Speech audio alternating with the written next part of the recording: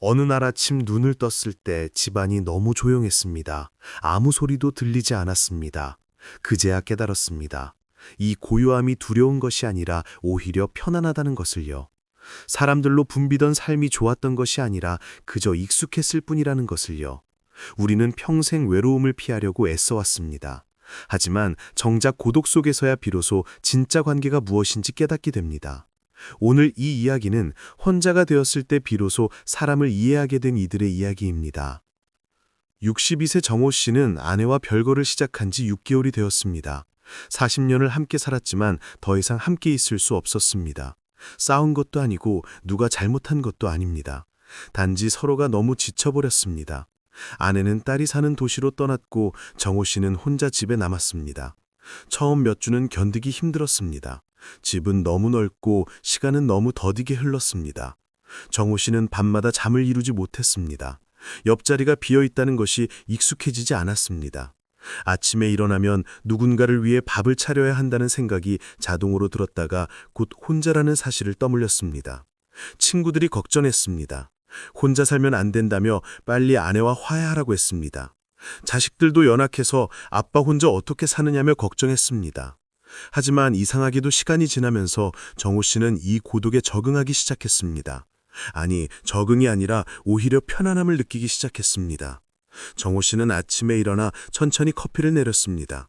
아무도 재촉하지 않았습니다. 아무도 빨리 하라고 하지 않았습니다. 창가에 앉아 커피를 마시며 밖을 바라봤습니다. 새들이 지저귀고 바람이 나뭇잎을 흔들었습니다. 정호 씨는 40년 만에 처음으로 아침에 고요함을 느꼈습니다. 저녁에는 책을 읽었습니다.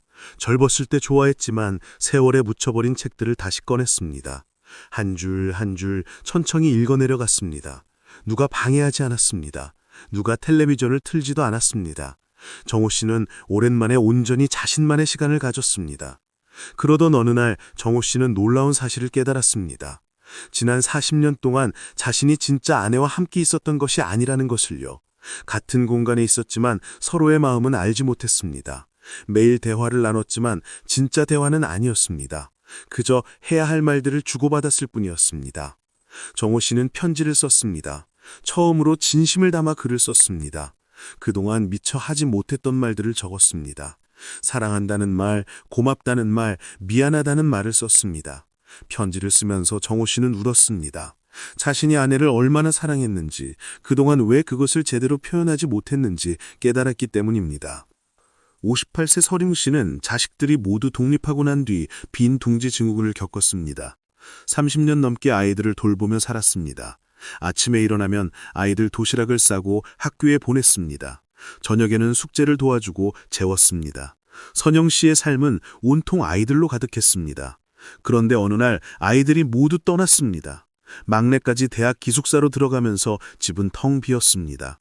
선영 씨는 아침에 일어나도 할 일이 없었습니다. 저녁을 차려도 먹을 사람이 없었습니다. 선영 씨는 무너졌습니다. 자신의 존재 이유가 사라진 것 같았습니다. 친구들이 취미를 가지라고 했습니다. 여행을 다니라고 했습니다. 하지만 선영 씨는 아무것도 하고 싶지 않았습니다. 그저 빈 아이들 방을 바라보며 시간을 보냈습니다. 선영 씨는 자신이 얼마나 외로운 사람인지 처음 알았습니다. 아이들이 있을 때는 몰랐습니다. 바쁘게 살았기 때문입니다. 하지만 고독 속에서 선영 씨는 천천히 자신을 발견하기 시작했습니다. 아이들 엄마가 아닌 선영 씨 자신을 말입니다. 선영 씨는 젊었을 때 그림 그리기를 좋아했습니다. 결혼하고 아이를 낳으면서 붓을 놓았지만 그 열정은 여전히 가슴속에 남아 있었습니다. 선영 씨는 조심스럽게 다시 붓을 들었습니다. 처음엔 서툴렀습니다. 손이 떨렸고 제대로 그려지지 않았습니다. 하지만 선영 씨는 포기하지 않았습니다. 매일 조금씩 그림을 그렸습니다. 아무도 보지 않는 그림이었지만 선영 씨는 행복했습니다. 그러던 어느 날 딸이 집에 들렀습니다. 딸은 선영 씨가 그린 그림들을 보고 놀랐습니다. 엄마가 이런 재능이 있는 줄 몰랐다고 말했습니다. 선영 씨는 웃으며 대답했습니다. 엄마도 몰랐다고 말입니다.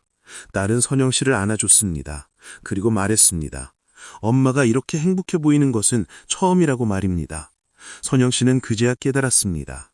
자신이 아이들을 사랑했지만 동시에 아이들에게 너무 많은 것을 의지했다는 것을요. 아이들이 자신의 전부가 되면서 정작 자신을 잃어버렸다는 것을요. 고독이 선영 씨에게 준 선물은 바로 자기 자신이었습니다. 67세 병수 씨는 아내를 잃었습니다. 갑작스러운 병이었습니다. 병수 씨는 준비할 시간도 없었습니다. 어제까지 함께 있던 사람이 오늘은 없습니다. 병수 씨는 믿을 수가 없었습니다. 장례를 치르고 사람들이 모두 떠난 뒤 병수 씨는 완전히 혼자가 되었습니다. 처음 1년은 지옥 같았습니다. 병수 씨는 아무것도 할 수 없었습니다. 먹지도 자지도 못했습니다. 아내가 생각날 때마다 울었습니다. 친구들이 위로했지만 아무 소용이 없었습니다. 병수 씨는 자신도 곧 따라가고 싶다는 생각을 했습니다. 하지만 시간은 흘렀습니다. 병수 씨는 어쩔 수 없이 살아갔습니다. 아침이 오면 일어나야 했고 배가 고프면 먹어야 했습니다. 그렇게 하루하루를 견뎌냈습니다. 그러면서 병수 씨는 조금씩 변화하기 시작했습니다.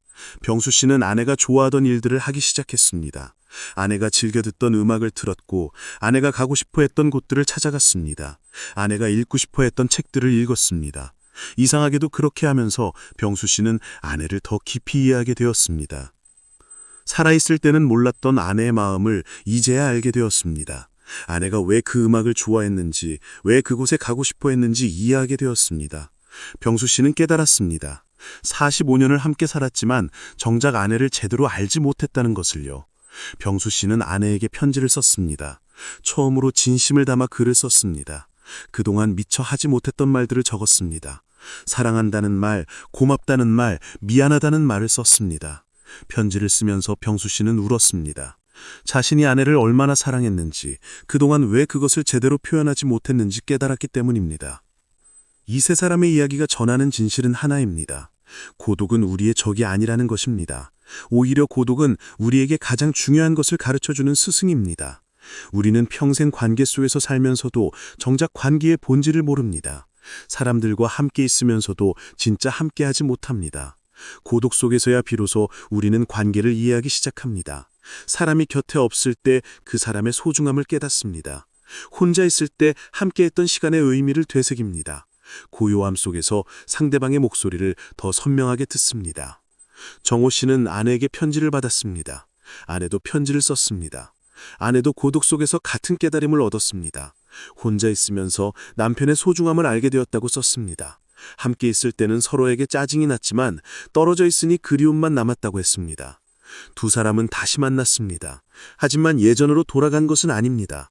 완전히 새로운 관계를 시작했습니다. 이제 두 사람은 서로를 당연하게 여기지 않습니다. 매일 감사하며 살아갑니다. 작은 것에도 고마움을 표현합니다. 말하지 않아도 안다는 착각을 버렸습니다. 정호 씨와 아내는 일주일의 하루는 각자의 시간을 보냅니다. 그날만큼은 서로를 찾지 않습니다. 각자 하고 싶은 일을 하며 보냅니다. 그리고 저녁에 만나 그날 있었던 일을 나눕니다.